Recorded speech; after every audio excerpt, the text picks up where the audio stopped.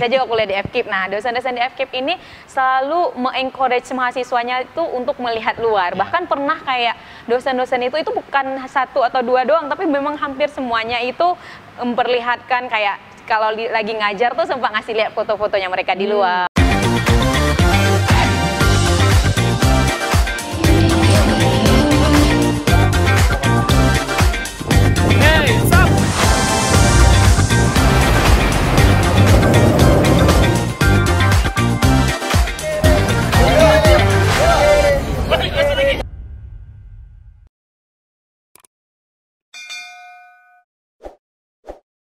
Assalamualaikum warahmatullahi wabarakatuh. Selamat siang teman-teman semuanya, apa kabar?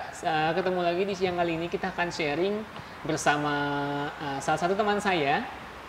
Dan di siang kali ini kita akan bahas mengenai tidak jauh dari yang namanya seluk-beluk mencari beasiswa ya. Dan di sini sudah ada Hanifah Hasnur. Halo, assalamualaikum, selamat siang Hanifah Hasnur. Waalaikumsalam. Saya panggil nama akramnya boleh nggak? Iya boleh. Ya? Jadi Hanifah Hasnur sudah lama kita kenal di circle pertemanan dengan nama Ipeh, di Ipeh ya, nggak apa-apa ya. Oke, di Ipeh ini sudah menempuh S1, S2 hingga S3 ya, on the way. Mungkin bisa sedikit diceritakan Ipeh tentang backgroundnya dulu, dari mana asalnya, sekolahnya di mana, gimana? Oke, nama saya Hanifah Hasnur. Teman-teman banyak manggil Ipeh, banyak yang manggil Ipah juga ya. Fadil suka manggil Ipeh, jadi ya udah Ipeh ya. Bicara background, saya agak linier, bukan agak linier, emang linier. Saya satunya di Fakultas Kesehatan Masyarakat Universitas Serambi Mekah di Aceh. Kemudian melanjutkan S2 di FKM juga, Fakultas Kesehatan Masyarakat di Universitas Indonesia. Kemudian tahun kemarin saya punya kesempatan ke Rusia melanjutkan S3 saya. Oke, ini S1, S2, S3 beasiswa semuanya atau biaya sendiri nih, Ipeh? S1 di Indonesia, di Aceh. Jadi pada masa itu 2007 saya lulus SMA, kemudian saya melanjutkan S1 itu. Pada masa itu tidak banyak yang tahu, dan saya pribadi nggak tahu kalau bahwa ada juga loh ternyata beasiswa untuk S1 kan. Betul. Setelah selesai S1 ketemu banyak lagi teman-teman, punya banyak network lagi, ternyata ada loh beasiswa S1. Tapi kebetulan waktu itu saya tidak tahu. Jadi saya hanya sekolah, ya udah dibiayain orang tua, sekolah S1 selesai. Tapi bagusnya pas S1 itu saya banyak ketemu dengan dosen-dosen yang dari segi keilmuan dia, selain keilmuan dia ada di saya juga kuliah di FKIP ya, saya juga kuliah di keguruan dua ya, saya juga kuliah di FKIP. Nah, dosen-dosen di FKIP ini selalu me-encourage mahasiswanya itu untuk melihat luar. Bahkan pernah kayak dosen-dosen itu bukan satu atau dua doang, tapi memang hampir semuanya itu memperlihatkan kayak kalau lagi ngajar tuh sempat ngasih lihat foto-fotonya mereka di luar. Jadi kayak semangat yang Fadil bilang tadi dari Andrea Hirata, saya dapat langsung dari dosen gitu. Yang kebanyakan memang kuliah S2-nya di luar negeri, itu di FKIP bahasa Inggris.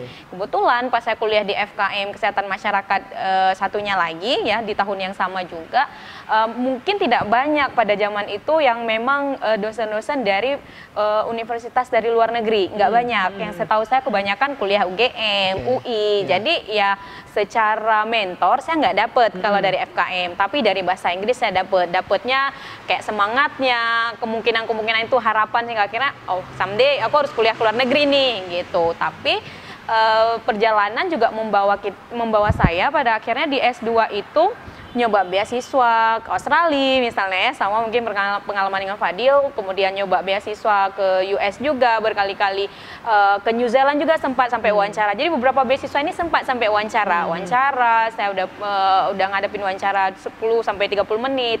Tapi pada akhirnya banyak yang saya gugur ketika wawancara. Kelemahan saya waktu itu, saya introspeksi diri adalah saya nggak punya bayangan ke depan itu sesuatu yang bisa saya jual ketika saya selesai S2 itu. Saya belum bisa, karena benar-benar fresh graduate. Saya selesai 4 tahun di S1 FKM saya, kemudian punya niat tinggi, aku nih S2 harus kesmas nih gitu. Karena saya merasa di bahasa Inggris itu adalah skill yang memang cukup bagus untuk mensupport saya, tapi udah skill saja gitu, bukan untuk karir ke depan. Saya akan mantap di FKM karena saya rasa dari segi ilmu, Kesmas itu adalah ilmu sosial, berhubungan dengan banyak orang, kemudian sangat mengedepankan komunikasi, mengedepankan advokasi dengan pemerintah, juga ada determinan lain, faktor-faktor lain seperti politik, ekonomi. Jadi itu kayak jiwa saya banget, dan saya dapat ruh itu, kemudian saya bertekad ya lanjut S2 FKM gitu. Namun karena kesempatan 1 tahun saya nyoba beasiswa nggak dapet, kemudian ada pembukaan UI waktu itu di bulan Juni, ya kalau saya nggak salah itu tahap kedua, karena UI itu buka 3 tahap, jadi April, Juni pada masa 2013. Jadi saya selesai S1 2012, kemudian beberapa bulan coba beasiswa luar negeri nggak dapet, kemudian di 2013 Juni saya nyoba tes di UI, juga ada tes masuknya, kemudian juga ada satu sesi yang memang tentang bahasa Inggris juga gitu ya, kemampuan bahasa Inggris, lainnya tentang kemampuan lebih kepada banyak tesnya itu lebih kepada TPA sih, bukan ilmu Kesmasnya sendiri nggak ada, karena nggak ada wawancara. Jadi kayak UI itu menyaring mahasiswa-mahasiswa S1 mau melanjutkan S2 itu dari segi kognitif ya, mungkin ya, dari segi dia siap nggak nih dengan belajar sistem S2 itu yang kebanyakan kan harus banyak analytical thinkingnya, harus banyak curious-nya, ingin tahunya. Jadi lewat lulus TPA, lulus juga kemampuan bahasa Inggris, akhirnya saya lulus S2 ke UI, saya melanjutkan sekolah S2 UI. Hanya saja waktu itu ada satu kesempatan untuk bisa mengusulkan beasiswa ke Dikti, Kementerian Pendidikan, dengan catatan bahwa pada waktu itu ya 2013 itu bahwa kita mau ditempatkan untuk menjadi dosen di seluruh dimanapun gitu di Indonesia, harus siap gitu di salah satu universitas di Indonesia. Waktu itu saya belum ada bayangan mau gimana gitu, yang saya bilang tadi fresh graduate, belum ada bayangan saya akan berkarir di mana, akan jadi apa. Ya sebenarnya saya siap dengan beasiswa itu, tapi pas saya ajukan, saya email ke pihak Dikti, ternyata dibilang ini hanya untuk mereka yang lulus tahap pertama jalur masuk UI gitu. Which is saya nggak tahu bahwa tahap pertama itu di April gitu, udah lewat banget gitu. Saya sudah di Juni tahap kedua, jadi nggak ada lagi beasiswa untuk tahap kedua. Terpikirlah waktu itu bahwa ini mungkin nggak ya sekolah tanpa beasiswa, karena yang lagi-lagi ya, karena kita tergantung kepada mentor ya, lagi-lagi mentor saya dulu tuh kebayangnya S2 tuh ya beasiswa, nggak ada istilah biaya sendiri gitu. Dan yang kebayang ya sebagai pribadi saya yang kuliah dulu tadi itu sama dosen-dosen itu ya, bayangan kuliah di luar negeri S2, nggak ada yang bener-bener datang ke saya, yuk S2 UGM, yuk S2 ke UI, itu nggak ada sama sekali bayangannya waktu S1. Jadi ini S2 terus di Jakarta, what I can get gitu, dan biaya sendiri lagi, apa yang saya dapat gitu kan. Jadi di situ agak stuck dan lain sebagainya, nggak ada mentor, nggak ada sama sekali, maksudnya nggak ada angkatan di atas saya yang ada sekolah di UI gitu. Nanti saya kesana seperti apa, jadi bener-bener blank banget. Cuman ada satu tekad saya adalah hobi belajar. Ini belajar nggak apa-apa kali ya, 1,5 tahun selesai, nanti kalau misal memang mau sekolah lagi ya sekolah lagi aja. Suka coba hal baru. Jadi yaudah seperti itu aja, lanjut. Oke, gitu. jadi kalau nggak salah Ipeh setelah selesai S2 di UI sempat kerja kayak sampai ke Papua bahkan pada saat itu. Itu memang di bidang yang di S2 tadi. Benar, Kesmas. Benar. Jadi saya melihat, saya juga sering bilang ke teman-teman yang lain bahwa ketika kita bekerja itu ketika kita memang bekerja itu di Jakarta misal ya, itu pasti kesempatan kita ke seluruh Indonesia itu lebih besar. Betul, mungkin kalau kita kerja di provinsi, di Banda Aceh, kesempatan ke kabupaten itu lebih besar daripada kita kerja di tingkat kabupaten. Jadi itu memang sudah jalannya seperti itu gitu ya. Waktu itu 3 semester semester ketiga saya mulai nyusun skripsi pertama dulu, cerita kenapa saya bisa bekerja di pusat kajian tersebut. Jadi menyusun menyusun tesis ya, berkaitan dengan pembiayaan kesehatan. Saya ambil lingkup di tingkat kabupaten. Jadi di Dinas Kesehatan saya balik ke Aceh, bikin kajiannya itu di Kabupaten Pidijaya ya. Jadi terkait dengan penggunaan salah satu akun kesehatan yang dikembangkan oleh profesor yang ada di UI, di Fakultas Kesehatan Masyarakat, Profesor Askobat Gani. Jadi benar-benar saya kerjain itu hampir jalan 1 semester 6 bulan saya ngerjain tesis saya sendirian, dari mulai pengumpulan data-data realisasi anggaran sampai kemudian saya juga wawancara karena perlu in-depth interview juga. Kemudian di kesempatan itu saya ditanyain sama dosen penguji saya waktu itu, bukan pembimbing tapi penguji. Ya katanya begini, beliau nanya seperti ini, Hanifah sudah ada bayangan ke depan seperti apa katanya. Lagi-lagi balik ya, saya S1-nya langsung S2, memang belum punya plan apa-apa, lagi-lagi balik karena hobi saya belajar, ya udah. Saya bilang belum Bu, saya nggak ada kebayangan apa ke depan seperti apa, saya belum ada kebayangan pasti gitu mau seperti apa. Oh ya udah di sini aja kita gabung di Pusat Kajian Ekonomi Kesehatan PKEKK UI namanya ya, di bawah FKM UI. Nanti ngerjain yang kayak gini juga, pembiayaan kesehatan, dan fokus ke sini aja karena kebetulan kita kekurangan sumber daya di bidang ini. Karena memang benar-benar interest saya besar sekali waktu itu, interest besar, support besar dari dosen.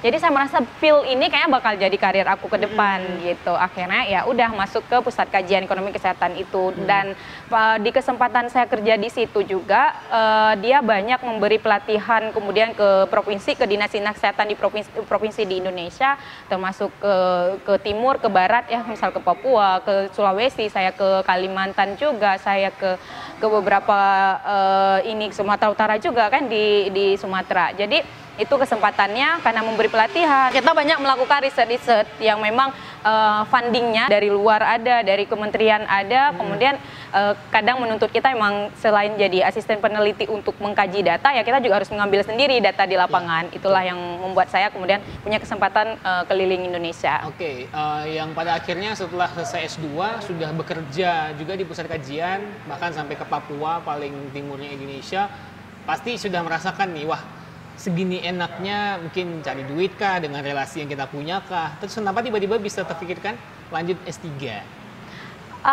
Jadi kebetulan juga pathway-nya, jalannya karir saya itu setelah selesai S2, kemudian saya di pusat kajian itu ketemu profesor lagi, ya profesor dan dosen-dosen saya yang kemudian menjadi bos ya di tempat kerja baru itu lebih ke mendorong support untuk kuliah, karena itu kayak basic yang kita butuhkan untuk riset, basic yang dibutuhkan untuk modal besar, modal yang memang kita butuhkan untuk riset, penelitian, untuk menjadi peneliti, untuk menjadi ke depan mungkin mau mengajar juga, katanya emang you have to go to PhD gitu, kamu harus ambil PhD. Jadi didorong ke sana. Kemudian juga kayak dokumen yang dibutuhkan seperti recommendation letter dan lain, mereka juga support penuh gitu. Berarti mungkin di satu sisi selain ini tuntutan untuk mencapai karir yang lebih baik, mungkin seperti apa ya, impian lama yang belum tercapai ya. Benar, tadinya niat mau sekolah ke luar negeri, benar. Akhirnya tercapai, bisa lanjutin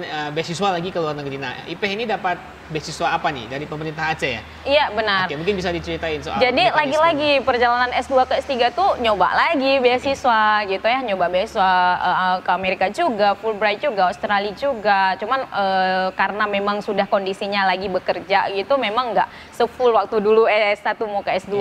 Jadi kayak sambilan sih, saya menyadari betul keadaannya itu adalah sambilan nyari, sambilan kerja gitu. Ada waktu luang tes TOEFL, ada waktu luang tes IELTS gitu ya. Secara ini nggak yang full maksimal upayanya, cuman ya itu. Kemudian saya punya kesempatan pulang ke Aceh, pulang kampung ya. 3 tahun saya kerja itu baru satu kesempatan punya riset di Aceh gitu, riset yang lumayan besar, yang menuntut saya di Aceh itu hampir 1 bulan. Nah di waktu itu lagi ada pembukaan beasiswa government Aceh gitu, pemerintah Aceh untuk kuliah S3. Memang tidak spesifik waktu itu untuk kesehatan masyarakat gitu ya, ada dibuka untuk kesehatan, untuk pendidikan, sama untuk teknik ya, tiga itu. Kemudian akhirnya saya coba yang untuk kesehatan dan hanya pilihan Rusia. Jadi nama pemberi beasiswanya adalah PPSDM pemerintah Aceh ya. Mungkin bisa dicari sendiri kepanjangannya apa. Kemudian dia juga udah bagus linknya, ada websitenya, kita tinggal buka, kita lihat setiap dia punya kesempatan open beasiswa baru, dia akan kasih tahu, karena dia nggak selalu ada gitu, nggak reguler seperti beasiswa LPDP mungkin ya, setiap tahun ada, dia harus dipastikan lagi ada S1 reguler, ada S2, ada kadang-kadang S3. Kayak waktu tahun 2017 saya tes beasiswa itu 2017 akhir itu lagi dibuka S3 itu, akhirnya ya udah nyoba. juga melewati proses yang panjang juga ya, sebulan saya sambilan kerja itu saya siapin dokumennya, ijazah dan lain sebagainya. Kebetulan dia nggak minta motivation letter memang waktu itu, tapi saya harus mempersiapkan sesuatu yang kayak bisa disebut ide dasar untuk menulis di S3 nanti. Nah, jalur yang paling berat saya lewatin itu ketika diwawancara. Dengan judul yang saya bawa masih pembiayaan kesehatan, apa nih yang bisa dikasih untuk Aceh ke depannya. Jadi benar-benar kayak ngupas abis lah gitu. Yang di depan saya juga nggak tahu nih orang kesehatan masyarakat atau bukan. Tapi ya udah kayak kita ngobrol tadi ya udah maksimal aja. Toh ini tentang bidang saya lebih tahu. Pede aja saya ngomong. Udah dapet, alhamdulillah lulus saya dengan beasiswa itu dengan funding sesuai dengan berapa yang dibutuhkan universitas.